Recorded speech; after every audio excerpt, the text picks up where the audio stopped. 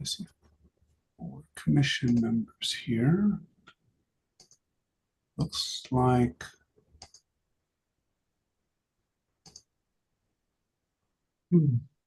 David Schwartz isn't here yet. Brian or okay. All righty. It is 5 p.m. and we'll get our meeting started. And has the recording going? Yep, I do. All right, thank you very much. We can start with our roll call. Munson. Present. Young. Here. Lorman. Here. Shaw. Here. Hamilton is absent and excused. Okay. So that would mean Schwartz and Jackson are not here. Correct. Okay. We have a quorum. We'll proceed. Thank you very much. And we have a proof of posting. Yes, the agenda was posted and sent out on the listserv. Okay, thank you much. And Rich? It was posted, yes. Okay, thank you very much. Excellent. Okay, well, we can open the meeting with public comment. Public comment is limited to 3 minutes per speaker. And I'll have a timer ready here. And if anybody would like to speak, then please raise your hand and let me know. Do we have anybody who would like to speak tonight?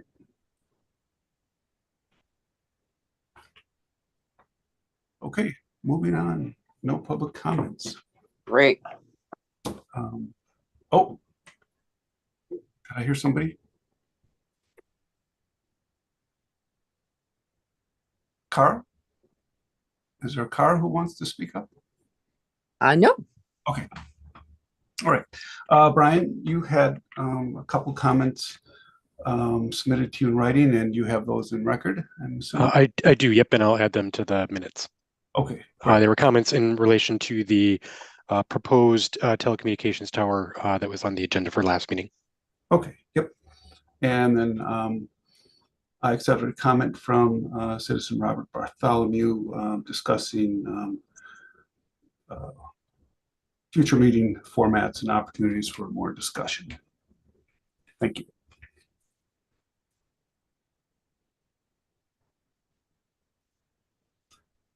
Alrighty. For the chair report, I really don't have a lot. I was going to ask Brian if he just wanted to give any updates, at this time regarding BOA. There were some outstanding questions on AWAS, and go ahead. Yeah, so on BOA and the petition, they've got our petition from last year that they're finalizing their review process for. Still am waiting for some information from them on the 2 additional items that we would look to either amend, our existing petition or do a separate new petition to add the AWOS system in there, and then also the localizer navigation system. So I'm still waiting to hear back from them on potential costs that we could use as estimates to include in the petition materials that we would send to them. So as soon as I've got that, I would then work with the chair to put that on the next available agenda. Okay, thanks much. I'm going to take a step backwards here. I need to approve the minutes. I did review the minutes, and the only comment I had was, I believe at the last meeting, Alder Jackson was not present. But I do see now here that Alder Jackson has popped in. In order to be included as present, your camera must be on. Are you able to do that, Alder Jackson?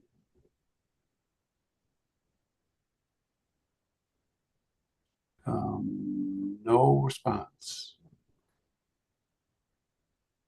Do you hear me? Okay, so if camera's not on, then okay, camera's on. There you are. Thank you. Very good, sir. Welcome to the meeting. Okay.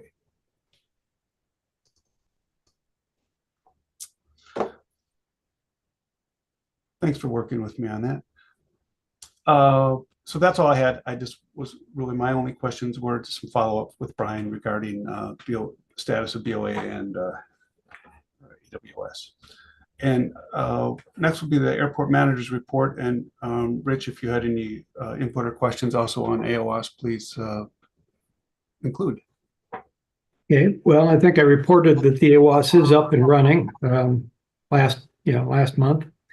And so it's working well. It will eventually need to be replaced, as we all know. Let's see. Not a lot of flying happened this January. From December 28th, 2023 to January 25, 2024, we had 3 individuals make a total of 3 overflight or noise reports complaints.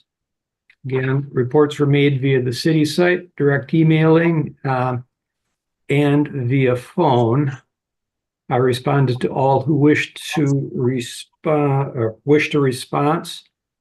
No violations of FAA regulations were apparent in the reports, and all individuals who requested a follow-up were contacted. We had one case of flight tracking erroneously reporting aircraft 500 feet, at least 500, close to 600 feet below, or 500, excuse me, below its actual flight by running all the way. As I talked to the pilot about that, he took it, went back on his track, looked at it, and saw that he was reporting 500 feet while he was on the ground here at Maury. So he was following the noise abatement procedure.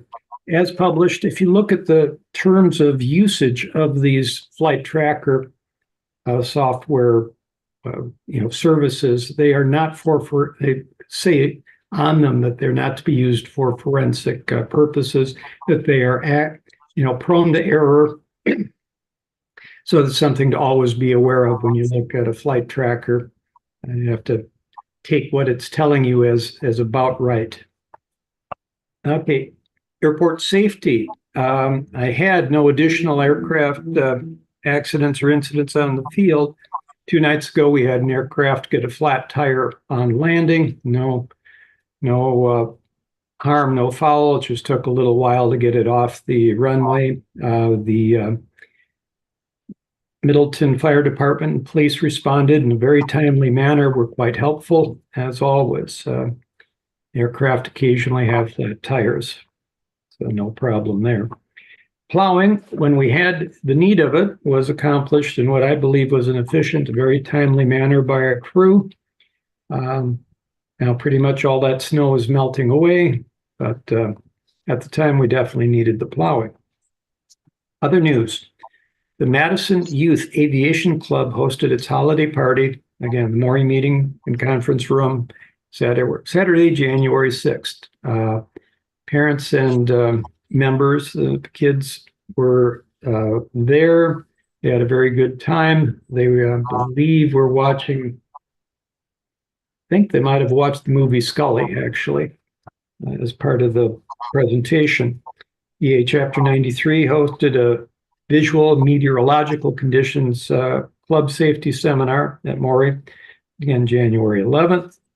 Also, I didn't realize this was going to happen, but on the 31st, Capital Flight hosted the Cirrus G7 rollout event at Capital Flight. I was in attendance. It was quite a nice event, quite a very impressive new aircraft. Future events. 93, way ahead, here July 9th, we're going to have our fly-in, drive-in pancake breakfast on the ramp, in the hangar, or in the shop. And then on February 12th, Capital Flight will be hosting an FAA safety seminar. Jared Grossenbacher from the Milwaukee Flight District Standard Office will be presenting at this event, so it should be quite good. And that's about all I've got on the manager's report.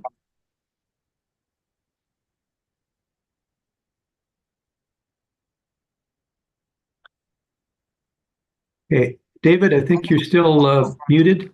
Brian, would you please mute Robert Owen? That we're getting a lot of feedback through there. I have a couple of quick questions Yep. whenever it's my turn. Yep, go ahead, Kevin. The first thing for either Rich or Brian. So are we still going down the route of the localizer, upgrading the localizer? I know that the last time we talked about it, we weren't really sure. Yeah, I mean, it kind of depends if we can get some, we'll call it accurate information on what the cost to replace would be, and that, is probably going to dictate, whether or not it's feasible long term. As with anything in the BOA petition, you can put it in there. It doesn't necessarily mean that that's how you end up. You might fund something else that's in the petition request, but you can't fund it if it's not in there. So, the last direction we got, the last time we talked about it, was at least to include it in there, and then it gives you the option in the future if we decide that's something that we want to pursue. Okay, thank you. That makes a lot of sense. The second thing is, with the flight tracker, whenever I've used it more for entertainment purposes. It's not accurate. Like when I pick up my daughter or my wife from the airport, oftentimes they're down on the ground taxiing to the gate or whatever, and it still shows them in the air on approach.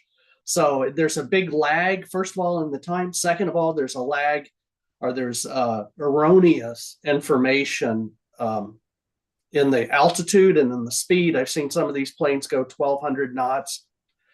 I don't think an airline, unless they have a heck of a tailwind, you go 1,200 knots. But it's amusing to watch the flight tracker. It kind of gives you a general idea. Oh, they're about halfway home.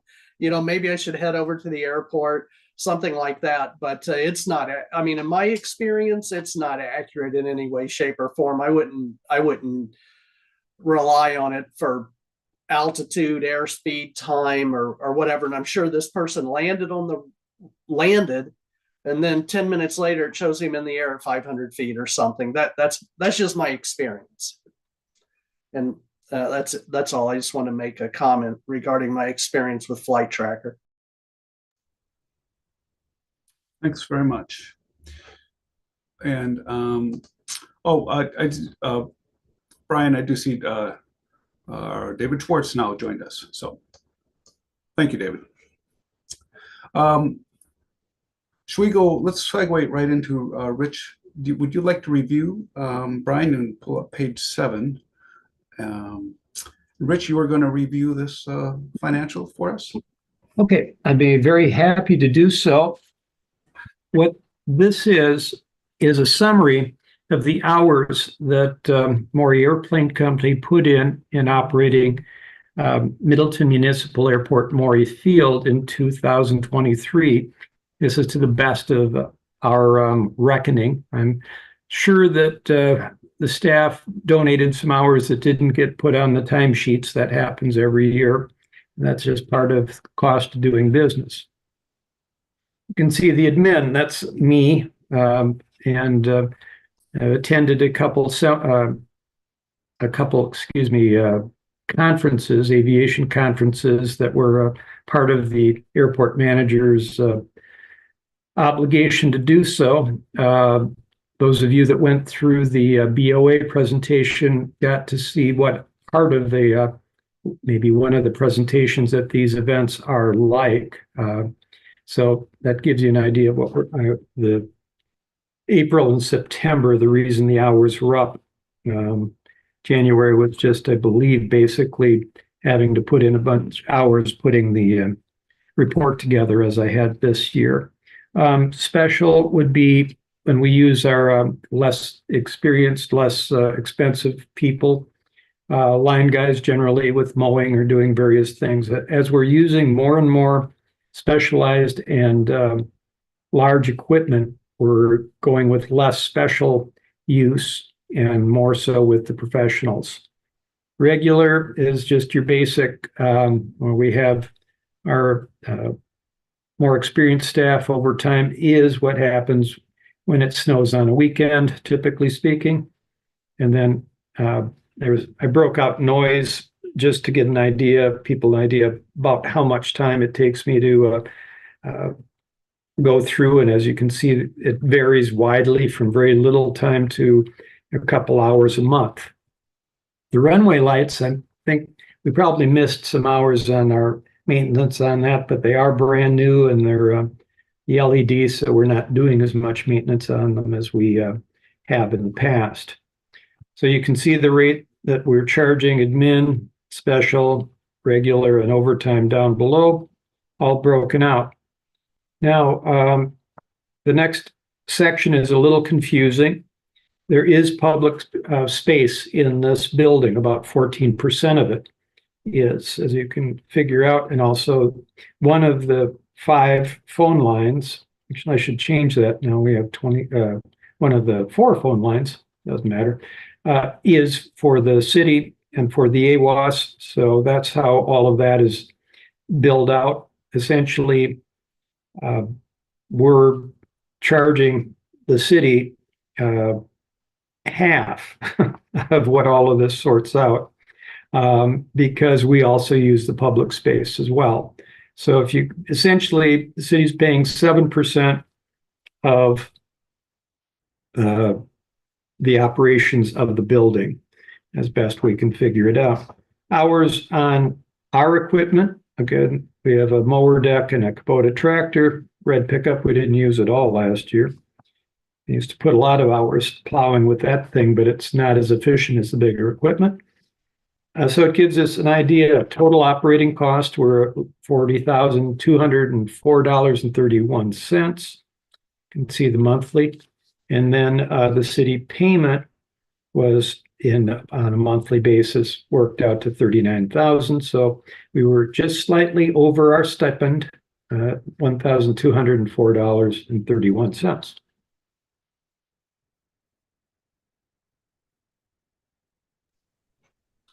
Thank you very much, Rich. I appreciate that information. There's probably, if anybody has any questions, commissioners, just about this, any comments or questions for Rich? Nope. Rich, I appreciate it. And I think we get an enormous value for what you're doing at a really low price.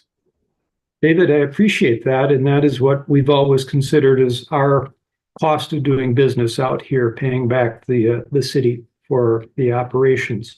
It's hard to put a monetary value, but if you would look at any retail type service markup on what this is, and this is our cost of sales, you would see this anywhere from 50% to 100% more if we were marking it up. So that's what we try to provide the city. Not to mention that most municipalities of this size would have a paid airport manager and or other contracts. There is no standard out there, but we're happy with what we have. Well, thank you very much. And probably something for the city to keep an eye on, and finance and budgeting to keep an eye on, because we know over time costs simply go up. And if your costs continually go up, then the city just we need to make sure that we adjust that in our finances to simply accommodate, because everything goes up: maintenance, fuel, repair of equipment, and so on and so forth. So Very good. So don't hesitate to put that on if we need to bring that up for future discussion. Yeah, there's never been a problem if working with the airport commission and the city on this, or the 20 years I've been operating out here as the airport manager. Well, thank you very much again. So this will segue right into, we'll do a review of our finances. Brian will bring that up. Maybe shrink it down a little, Brian, and let's see the bottom line where we're at. Okay. Can't see the bottom of it, Brian. Oh, you're working on it. Thank you. All right. Yeah, so this is the report that includes through December of last year, and then I've got another spreadsheet that I'll bring up in a second for the first month of January of this year. Again, nothing from the finance department that made me aware of anything that was unexpected. Just kind of continuation as is. Yeah, and I guess it's a good thing to, to look at the finances and say, we don't have a lot to talk about.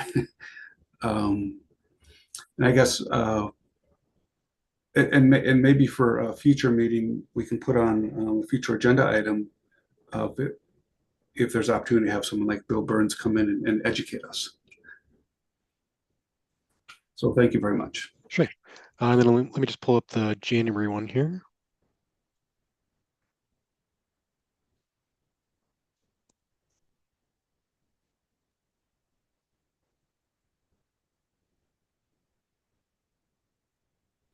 It's always nice to see income.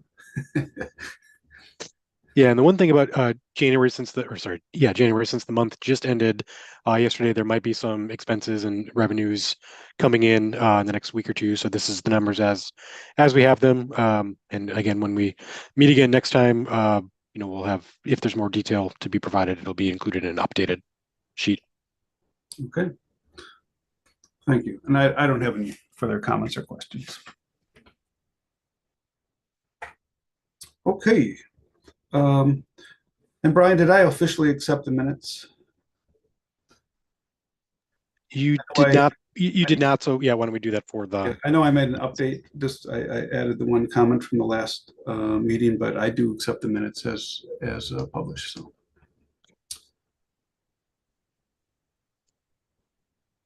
Okay, item number 2, update and discussion on the FAA bipartisan infrastructure law, or BIL, and the Airport Infrastructure Grant Program, AIG. Brian, why don't you take it away? We were both there, and give us your take and summary. Yeah, so last week the BOA had a pretty robust presentation on how the federal BIL bill could be applicable to aviation in terms of the various grant programs that are available. I'll be candid, there was a lot in there. So I asked the BOA if I could get a copy of their slide deck so it could add it to the agenda for tonight's meeting and email it out to the commission. I've not yet received that, but as soon as I do, I'll send that your way so you have the benefit of seeing all that information. But they seem to be excited about the opportunities of having that federal money available to assist with some of the maintenance type projects that the airports similar to ours would be able to support and fund. So yeah, just a lot there. I think everyone's still trying to understand what the BIL program means and what it means from a financial standpoint. So I'm sure there's more information to come, not only from the BOA and the FAA, but probably the IRS as well, in terms of how you account for stuff on the back end once grants have been provided. So this will be a topic that we'll continue to monitor, and if something makes sense for us to make a formal grant application for, we'll bring that to the Airport Commission's attention and get your review and buy-in before we do that. But it's nice to have another program that's available. Yeah, and I'll add my takeaway on it from attending it. A couple things that just sort of stood out to me that I cued in on was they talked a lot about how funding is available for build ready or ready to go projects, as opposed to the other way we use our grant money, which is the money's there and it's there to be used as we need it for kind of like existing projects. And essentially, the takeaway was, if we're willing as a city up front to take a look at something and have it all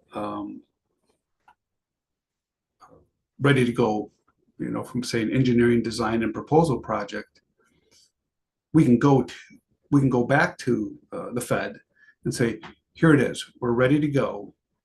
And the Fed is more willing to take a look at that with this funding string and say, great, what's the time frame? And the time frame then has to be met. So it's a different use of funds and a different way of going about it. So I think there's opportunity there if we have something we want to do. Um, and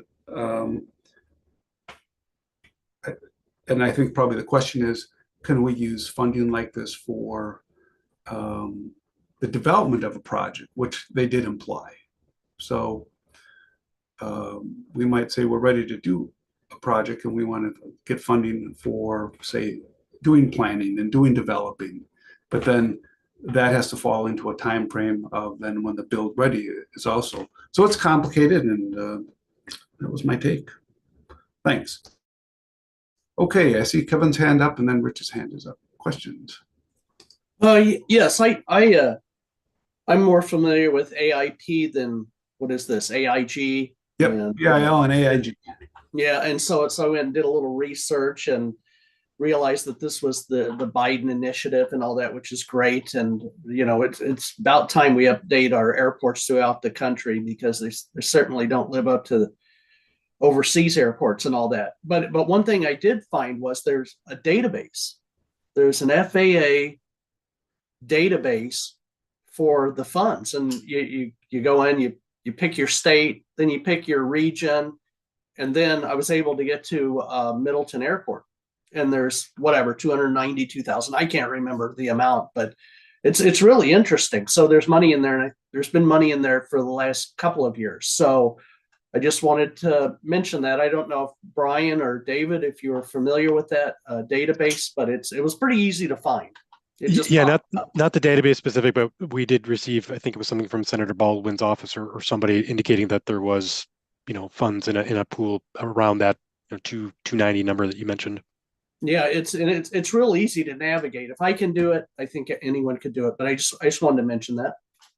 Thank you. Rich, go ahead.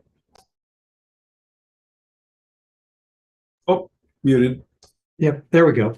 Yeah, it seems that the one project that we're definitely moving forward with is, first off, the crack seal, which may be a separate project, and then the second would be the reconstruction of the runways. Those are the ones that are in the queue that are the closest, I would say, to being shovel ready, so to speak. I'm assuming that those projects would be eligible for this type of funding, or am I wrong in that? So I guess we would put this back to you, Brian, for a question to work with the BOA and Meeting Hunt. Yeah, happy to do that. My understanding is that they would be, but happy to ask the questions of BOA and get a more definitive answer from them. Yeah, if there's a different funding stream available rather than what we might be doing, that would conserve our funds for other projects, perhaps. It was an intimidating presentation. It was an hour and a half of just enormous amount of technical information. So the other thing I took away from there, and Rich, you're probably aware of this, website called baseaircraft.com. Yes. Okay. I'll just leave it at that. No need to discuss that. I guess that's just on you to do. It is, and the office manager is very diligent about tracking down who's on the field and making sure that they're based here. Perfect. Thank you much. Well, that's all I had on that. Commissioners, do you have any questions, any comments, any thoughts and directives?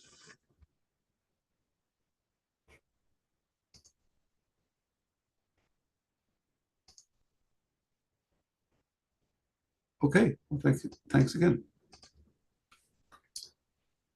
All right, moving on to update discussion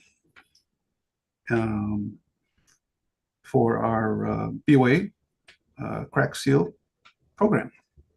Go ahead, Brian. Yeah, thanks. So we had become aware from the BOA that there's a new crack seal program, a grant program that they just announced.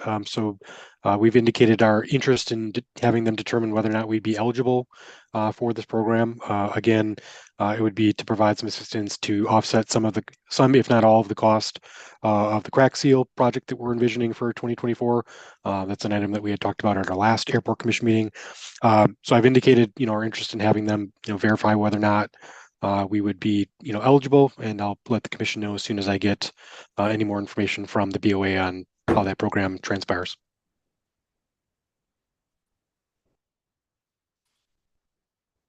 At our last meeting when we were getting into this, the only thing I got was he had sort of a sense of urgency of, were we going to settle on crack sealing or the microsurfacing, and did anything come of that, or is he okay with just the way we left it at move ahead with crack sealing? And Yeah, the consultant was okay with us moving ahead with crack sealing, just given the timing, and as we're still waiting to see how funding would be available for the future reconstruct in later out years. So that the crack seal versus the microsurfacing is fine. I think he's got the direction he needs. okay, and the only other thing that came to mind from our previous discussion was the kind of this real sense of staying on the BOA and asking them, where are we in queue? Commit. Are they going to stick to doing, the runway and taxiway all at once for resurfacing? Are they going to break it up? Go ahead, Rich. Yeah, certainly if we ended up doing the microsurfacing, then we'll have to have funding to repaint everything. And I think the crack seals are better bang for the buck, to be honest. For the moment, considering we'll be reconstructing the runways in the next 3 years. Mm-hmm. Okay, well, thanks much. No other comments or questions? We'll move on to our next piece. Brian, I do know, I did see that Alder Jackson fell off our call. So if I can track him down, maybe behind the scenes, we will. Next, discussion and potential action item on a draft FAQ regarding the unleaded aviation fuel. Thanks for bringing that up.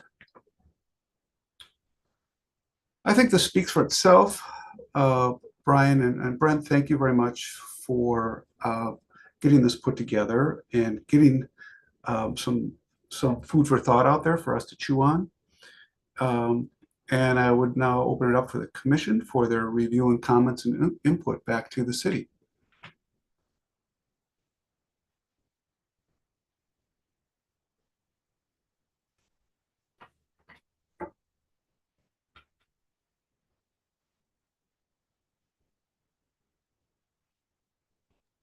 Kevin Munson has his hand up. Kevin, go ahead, please. Oh, thank you. Thank you. Yeah, one thing that I wanted to clarify when it comes to, so I'm a microbiologist and a biochemist in addition to being a pilot and all that stuff. And I spent most of my professional career in that arena. So one thing that, want to make clear that sometimes we present the data in a biased way, and being head of regulatory at my last job, it's very, very important that the data be peer reviewed and factual. Not only that, it's, especially in the industry I worked in, it's a federal offense if you don't do that. So I'm not saying this here, but if you look at the lead data, the ambient lead levels in the environment, 90% of those are from the lead battery acid industry. That means our cars. So, it's not from airplanes. It's, believe it or not even from lead paint in homes. It's from the lead battery acid industry. So that contributes to half of all the ambient lead in the environment. The other half, or 49%, let's say, is just naturally occurring. So The lead that's in the environment has always been there at a certain level. So it's important to understand that though in children, the minimal amount of lead exposure isn't understood, that there's always been lead in the environment, and 49% of it is naturally occurring. The other 50% is from lead acid batteries. The lead that's in homes is from, in most cases, lead paint, and then other things like if people solder or whatever in their home. And very, very little of it comes from aviation or gas that has lead in it. That doesn't mean that makes it right. And where the aviation industry is working very rapidly to remove all of that lead, we would still have 99% of the same amount of ambient lead in our environment even after that. And I just want to make sure that we're not focusing on, hey, these airplanes that do have some lead in them are contributing to there's a bias, and it's a primary contributor when that's not the case. Not that it's good, but I just wanted to make sure that people understand you can get rid of all this and we're still going to have a problem, primarily because of lead acid batteries. And we really need to get rid of those. So I just wanted to mention that. Oh, thank you. Appreciate your comments and input. When I reviewed this, my real goal in thinking and wanting to push that we get something like this on the website is that this is a document for the public, not for aviators, and trying to not think like an aviator, but think like someone in the public, and coming up with a way just to answer these basic questions. Why is there lead? What is the alternatives? And where's the industry going with the future? And the EPA acknowledge the EPA research on it and the acknowledgement of future action. David Schwartz. Sure. I think there's at least some reference, but not direct reference. And I would like to see some direct reference in this document that's in draft form to a statement or acknowledgement that ultimately the transition away from low lead fuel is going to be controlled and mandated by the FAA. And the FAA's requirement that some airplanes, some engines, and legacy fleet, as well as current fleet, just simply are not going to be allowed to use unleaded fuel until there's a specific mandate and approval by the FAA. So that it doesn't appear that the inference is this is a decision simply being made by pilots or simply a decision being made by the Middleton Airport as to the extent to which we have or don't have alternative fuels available or mandate use of alternative fuels. A stronger statement, I think, that it really flows back to the FAA would be helpful. And I think that's consistent with what Kevin just said too, as well, in terms, I'm sorry, what you just said, Dave, as well, in terms of being a presentation to the public, so that the public knows this is not something really at all within the control of the local pilot population or the airport. Kevin, you have your hand up. Yes, thank you. Yeah. In addition to that, the EPA also mandating that, and they have not done that. The EPA has not said. They said yes, it could possibly contribute because there's always that possibility to lead in the environment. But if they mandated, if you would, that we remove all lead from fuel, they would also have to do, they'd have to look at the primary contributor to lead in the environment, and that's lead acid batteries. So they would have to also do that. So they're stuck in this conundrum, if you will. And what they hope is that as technology moves forward and all of that, we continue to reduce the amount of lead in the environment. And it's not just lead. There's hundreds of other chemicals that are just as toxic, especially the aromatic ring compounds. That would be benzene and things like that are very carcinogenic, many more times more poisonous, if you will, or to the human than lead. So they have to manage this in a reasonable way. Thank you. Okay, well, that's good input. So Brian has noted that. I think we can work with Brent, take a look at some of these questions, or maybe if there's any redundancy here in a question, or integrate that more to get a statement that, or we should say an answer in the question that transition will be based off of we'll call it FAA mandates, and we'll bring that back then to the future meeting for review and discussion. Okay. Yeah. Excellent input. But I'm pleased. I really think this is nice, and I think we're doing the right thing and just heading in the right direction. So it's fantastic. Any other thoughts from the commission? A very quiet group, I guess. We're all doing our diligence and getting it done. So fantastic.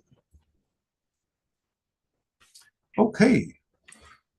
Moving on to item number 5, consideration and discussion of Town of Middleton correspondence of the January 18th letter. And Brian, if you bring that up on the screen.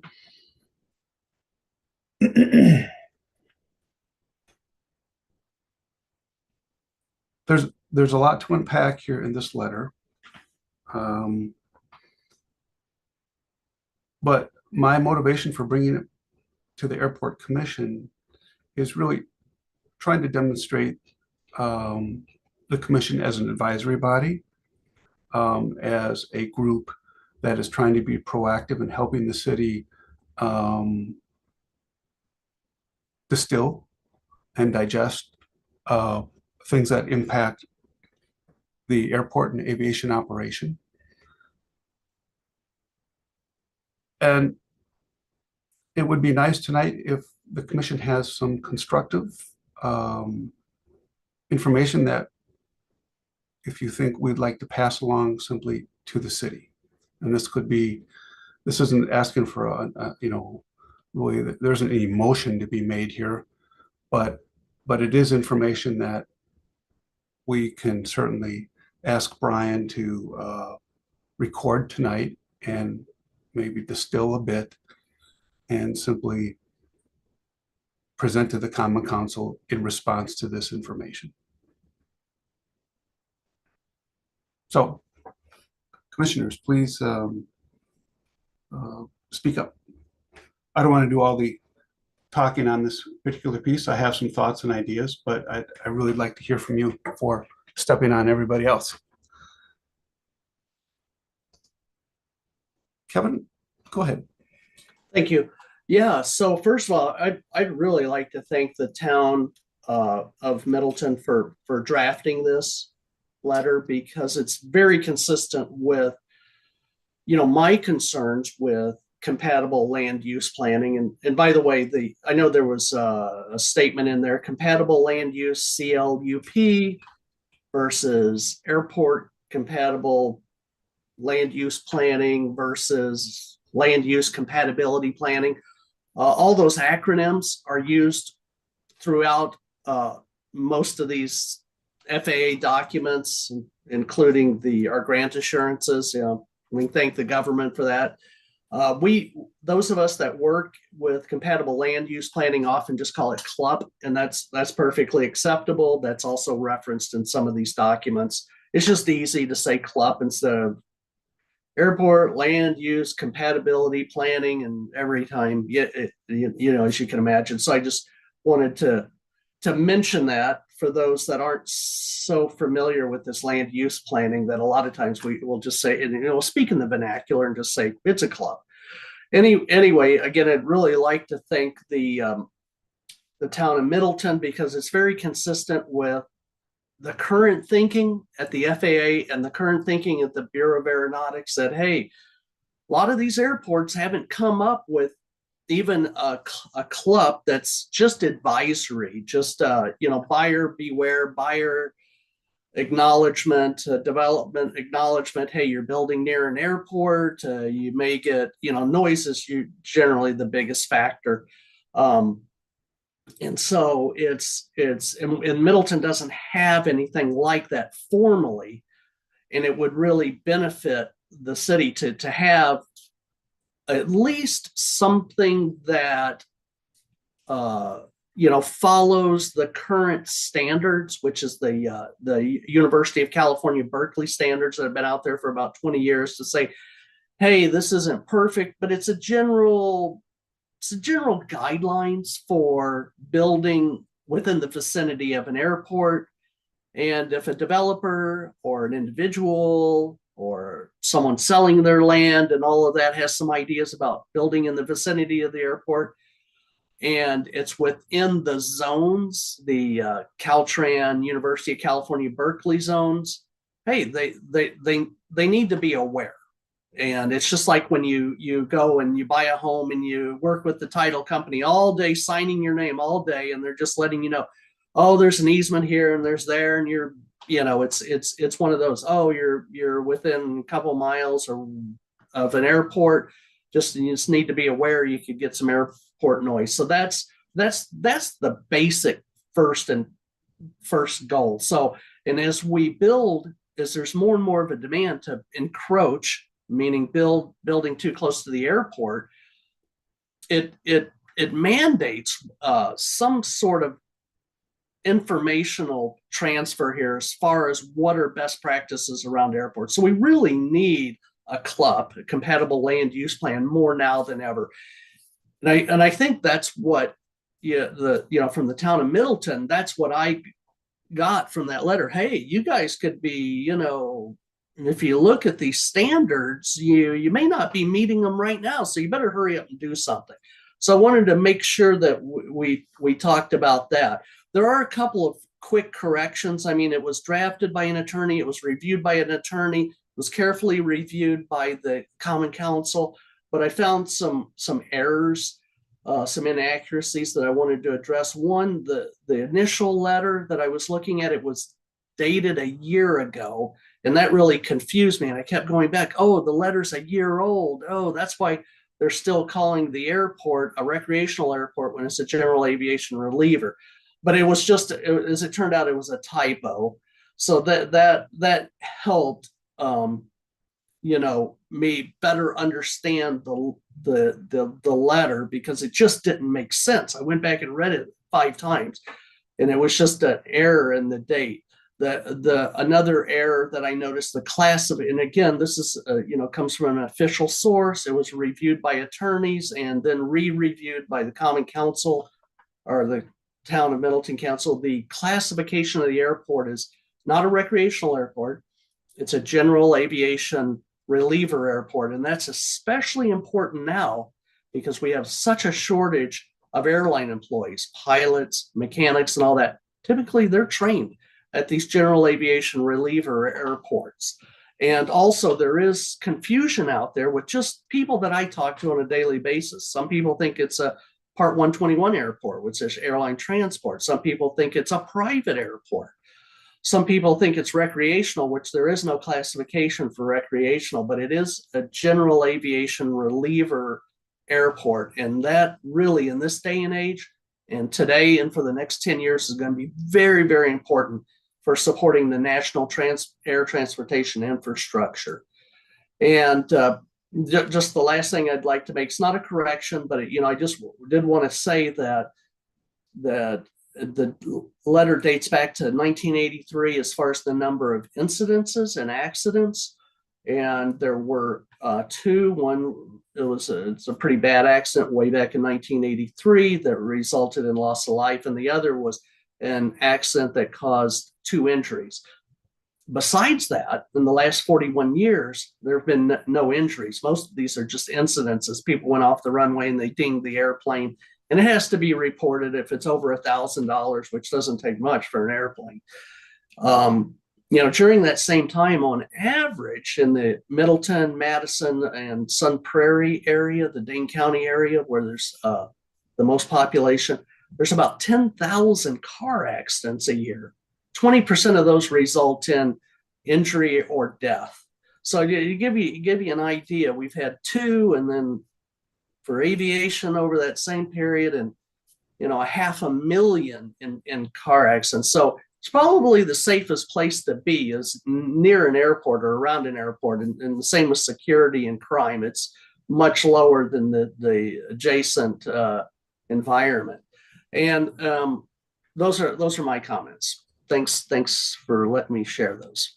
Sure. And yeah, I mean, if you look at the volume at the airport, and this is kind of a conservative number, if we're about 30,000 operations, it says 40,000, but if you take 30,000 operations over a 38-year period, that's 1,140,000 operations in a 38-year period. And if you were to divide that by 13, that's 0.0000114% rate of accident incident. I'm not a mathematician, statistician, or data scientist, but it's an awfully low number. And so that's why I wanted the commission to weigh in on this, so the Common Council can understand that, operations at the airport statistically are quite safe. Go ahead, Jack. Thanks. I too agree. Well, I agree with, I guess much of the letter had some interesting points in it, and I think it's mostly correct. Now, Kevin's, I think corrections were useful as well. I'm piling on here, but I think I may be wrong in some of this, but I think majority of the injuries that occurred were also just specifically to the pilots, and the private damage that was, mostly to the aircraft and to maybe a fence. So I agree with the overall safety comments. I think your desire and the feedback though was to get some common themes or some kind of recommendation for if we could give some kind of feedback to the city, and mine would be just around the urgency and the need for this. I think one thing that was pointed out in the letter is the camel's nose is under the tent. Others have pointed out here there may be already instances where certain things may have gone against what might have been the city's overall strategic objectives in protection zones or usage of the airport now and in the future. And so, my only point is I think it would be useful to have some kind of advisory thing. It's not legislation, an advisory club for everybody that may have proximity and usage and knowledge of Maury Airport. I just think it'd be really important. And highlighting that, I think it also the city coming up with a very succinct strategy with what is their projected outcome, projected usage and strategy for the future of the airport and its utilization contribution to the city. It's not, to me anyway, it may be clear to others, it's not crystal clear. It's been extremely valuable to me. I'm one person, one family, one household here in the township. And I agree with all the other points and have been raised already here about its value as a general aviation reliever to the area. I just would like to see it continue to prosper in the way the city wants it to.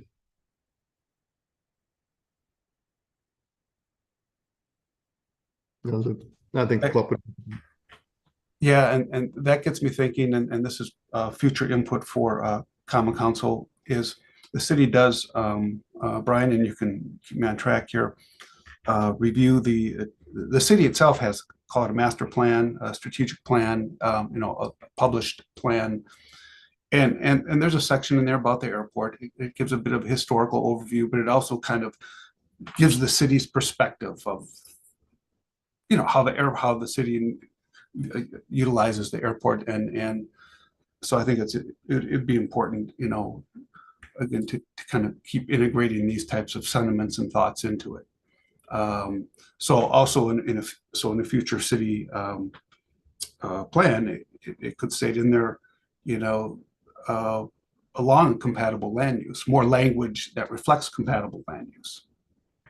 Right now, the plan reflects more of, I think, some thinking of, each plan is very reflective of each administration of the city. And so the previous one goes into a lot about the airport being an enterprise zone and self-sufficient, and the airport looking at being an environmental steward. And so it's a living document, and we can keep adding to it and building to it to really make it reflective of what the community and the city want it to be. So this is useful. Thank you. I'm looking through here if there's any other raised hands. Do I need to start calling individual commissioners out to make them speak? So I haven't picked on Brian Shaw tonight, so sitting there quietly with his mute on. You have not called out on me. And I'm going to. Yeah, that's fair. No, I mean, I feel like the town of Middleton put out. I thought the letter was fine. I don't know the exact legal requirements for us to have the land use. I know Kevin has been pushing that on a number of occasions. I'm unfamiliar with what is required.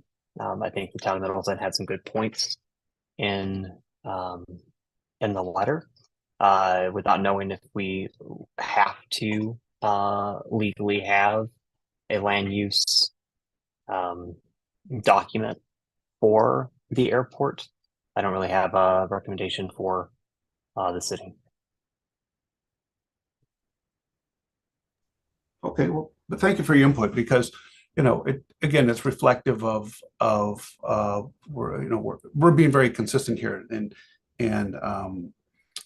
at least bringing to the surface of compatible land use language and thinking. Kevin. Yes, just to answer Brian's question. Yes, there is the AIP grant assurances that are federally legally binding as far as requiring compatible land use. And then there's the advisory 150-40,000 something that we discussed in the meeting last week, that it was revised and updated at the end of 2022, that mandates airports that have accepted AIP funding to have compatible land use. So there's two documents, two statutes there that require compatible land use. Just a quick correction. What Mr. Munson was referring to is a meeting in the beginning part of January. That was our last meeting.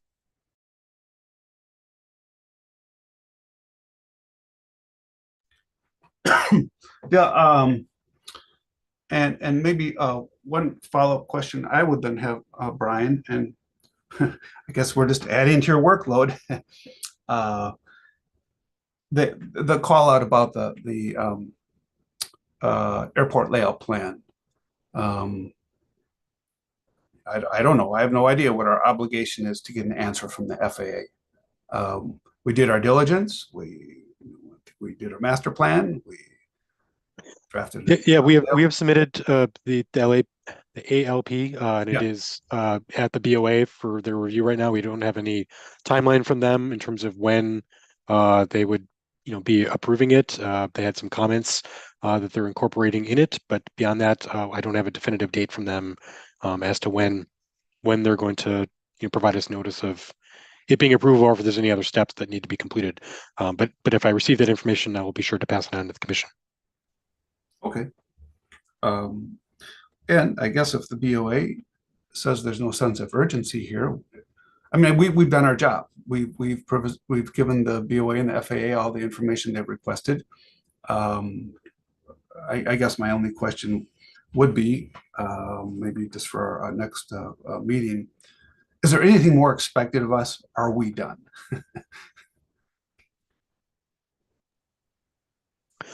I mean, I think at this moment, there's nothing additional that the Airport Commission needs to act on.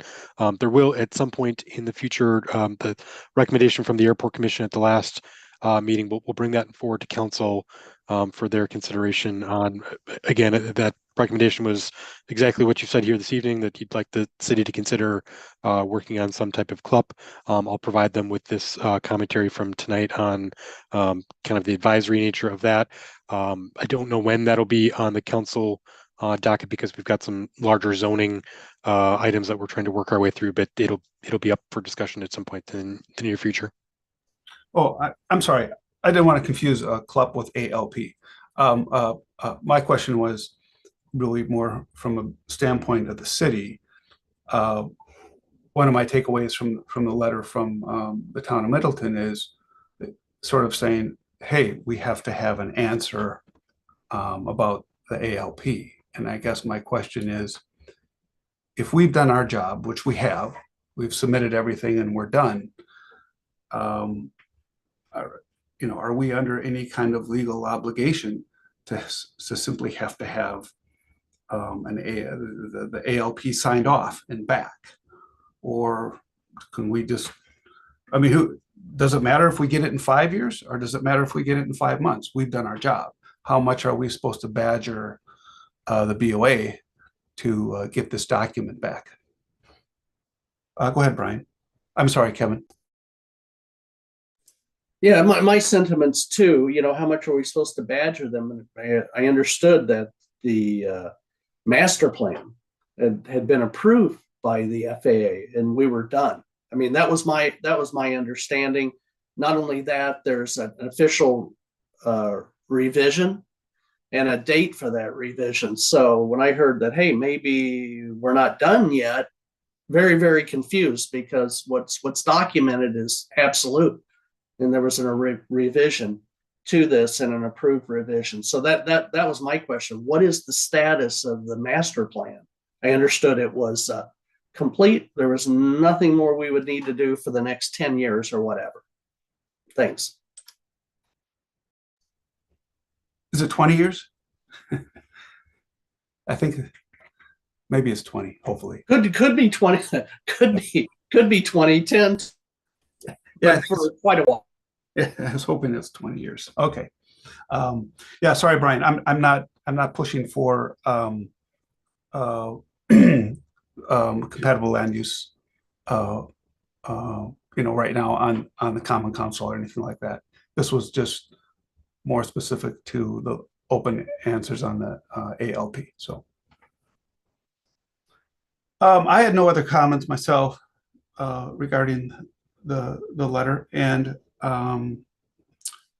so I guess let's see what, Brian, you want to summarize for our next meeting, and then we'll leave it at that. Commission, do you have any other thoughts or input on that? Okay. Brian, how's that sound with you? Yeah, I think that sounds fine. Like I said, I'll summarize your comments from this evening and make sure that the council has received the town's letter, but also make sure that they receive copies of the documents that you provided at the last meeting with the supporting material. And as it relates to any questions outstanding with BOA, I'll continue to ask them for updates, and as I receive them, I'll make sure to provide them to the commission. Thank you. Okay. Well, we can move on to item number 6 then. Just make sure no more hands are up here. Okay, looks good. Item number 6. Update discussion and potential action on proposed air district in draft city zoning ordinance update.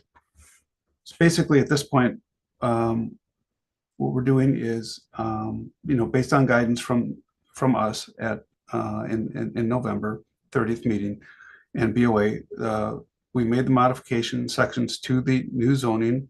And in particular, we referenced to percentages of certain land use categories, parking, off-street parking, airport land use, and cultivation included in the conditional use. In addition, restaurants, taverns, and indoor commercial entertainment uses are added as conditional use in the air district, with stipulation that such use may only be incorporated within a terminal building. And then finally, heliport use is no longer permitted as a conditional use in any zoning classification. This would refer to the city itself, other than the airport. And the reason this is back in front of us tonight is because the city has their plate full with the review of this whole zoning ordinance process. The airport revisions are a very small piece of it, but because they've been now pushed really back out into public and will now work their way back through Plan Commission again, want to bring it in front of us for one more final review. And then I did receive some input that I'd like to simply put forward to the commission tonight. And the input I received, and this was in conversation with the mayor, really questioning why there's a restriction on restaurants, taverns, and indoor entertainment, that it has to be within a terminal or physically somehow connected to a terminal building. Can it simply remain conditional, but it could be separate. It could be a structure separate from the terminal. And just giving you my historical perspective. So when this came obviously to us the first time, and before the Common Council the first time, and I looked at all this the first time, there's an enormous amount of information. I didn't really give it a lot of thought, just considering and thinking regarding the history of the airport, how the airport's been utilized, and the limited amount of space the airport has, and thinking, well, any development we do out of the airport's probably going to be hangars and more hangars and things like that. But a tiny little piece of language can box us into a corner. So frankly, I'm fine with leaving the current zoning as is and submitting a very small, revision along with it to the Plan Commission, simply asking that it be conditional but detached from a terminal building. And I'd like the commission's input on this.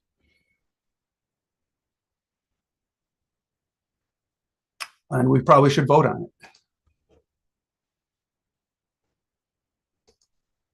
Nobody cares? Nobody cares whether restaurant. David Schwartz, please. Yeah, I guess I'm just curious of the genesis of how it got to that language. Is there any particular reasoning or thought process that arrived at the language that's proposed before the suggested change, Dave? Well, when I went back through everything with the Plan Commission and everything that led it to here, I could find no genesis other than somebody simply said it. Yeah, I can't speak specifically for the city planner Opitz who had put together the draft language for the whole zoning ordinance thing, but my recollection is that in the past there was coffee shop, restaurant that was included in part of the terminal building. So I'm wondering if that's the genesis of where, kind of extending what had previously occurred in the airport, it would make sense to carry that forward. But I'd have to ask him specifically to address that question. Sure, and then I guess I would add, my second portion of my question would be is if we take that requirement out, what other I guess I'm not seeing what other sorts of approval. Somebody's going to have to build a freestanding building and we're going to have to allot airport space to such a building. Is that contemplated? Again, I'm not sure what structurally how that would fit into the airport environment. Not saying I'm against it, I just don't understand the structure of it. Yeah, Rich, go ahead. Yeah, I think there's already a provision in effect for food carts and the like.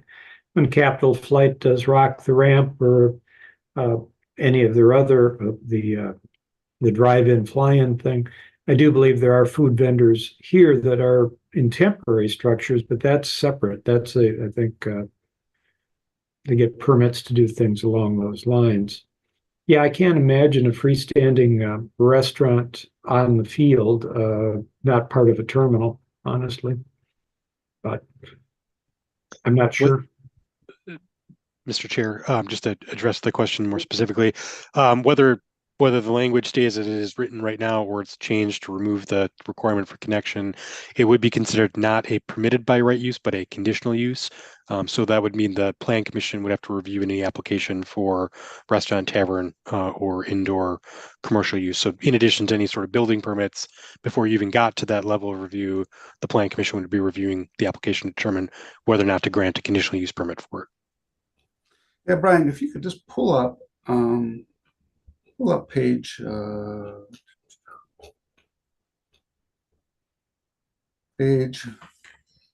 23 of our packet for the commission. Page 23 does a real good job of summarizing things, and it breaks it down. Top half permitted are what's permitted and what's conditional. So and that's why in the first pass of this one it said, restaurant, restaurant, and so on and so forth attached to the terminal. I said, well, it's all conditional. So I didn't really think much to make issue of whether it's attached or not. So either way, in some hypothetical world, someone could come along and say, I want to build a restaurant at the airport, and it's not going to be physically part of the terminal building. No matter what, it would be conditional. It would have to go through the airport commission, and it would have to go through the BOA. We can't build a restaurant on airport property if the BOA and FAA don't see some benefit in it to the airport environment, which is interesting. So, and getting to David's question kind of about the genesis of this, and this was kind of some of the dialogue I had behind the scenes with some of my fellow alders and city staff, is I said, we can draft all the language we want in here that is permitted versus conditional versus whatnot. But at the end of the day, it's the BOA and the FAA who say, as long as we are a federally funded airport, what goes on within the perimeter of that fence has to meet their requirements. So how much are we, I guess the devil's in the details of just really what this document is reflective down the road, in my opinion. Brian Shaw. I mean, I think it just sets expectations for somebody that may want to open up a coffee shop or a tavern, that if they are going to do that, it's going to be in the terminal building if it has that language on it. And why waste people's time wanting to build a large freestanding restaurant and going through all that expense when it's likely not going to because of the FAA and DOA rules? So maybe it just helps keep the scope of that type of, I don't know, dreaming or whatever somebody wants to do I don't see a problem keeping it in. I don't see the why we need to remove it. Yeah. So, I'm literally on the middle on this because on one hand, I've flown to airports where, uh, restaurants and facilities are not part of the terminal building. GA airports, like Middleton. So, okay, it's not part of the building. You go to other places, there are buildings where it is incorporated in the building. And I'm trying to look way, way, way down the road as far as possible. So if we put language that is restrictive, so from day one, we're making it difficult to do business. If we put language that is less restrictive, we're leaving the door open. But no matter what, it's conditional. So someone can come along and say, I want to put this big, beautiful restaurant right next to the terminal building with Ferris wheels and whatnot. And hey, the commission and the city can recommend, no, you can't, because it's conditional no matter what. And, again, when we take it back to a BOA and FAA, they might look at it and say, well, wait a second. Oh, you want to put in an aviation themed restaurant with Ferris wheels and entertainment. Well, gee, maybe that's good for the airport. Maybe it'll bring in a lot of business. I don't know. I simply don't know. It's so that's why I was saying, fine, make it detached from the terminal and move on. Any other thoughts? I'm scrolling through the list here. I haven't picked on Jack yet. Could make him talk.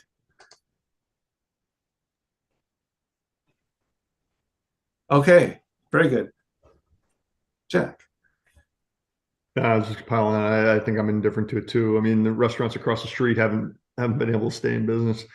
You're looking way, way, way down the road. We've all been to airports where there are multiple, I don't know what defines a terminal, multiple FBOs on the property, and there'll be maybe a restaurant in one of them, or more than one, that'd be attached to it, and that'd be a completely separate building and facility and a completely separate FAA conversation that would happen, and that kind of that's way, way down the road. I don't see that happening necessarily in our instance. So I guess short answer, I don't see any issues with the language here.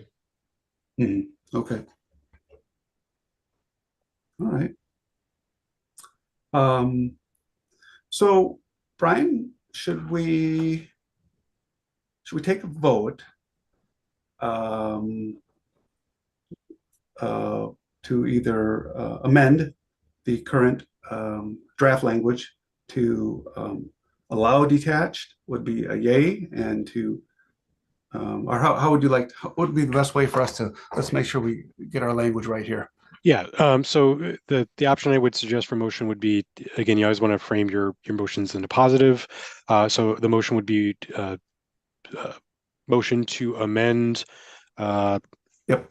Flip the section here. It would be the definition of restaurants, taverns, and indoor commercial uses in Article 3 of the draft zoning ordinance, to strike the requirement for attachment to the terminal building. Then if that gets a second, then that would be available for any further discussion amongst the body, and then you take a vote.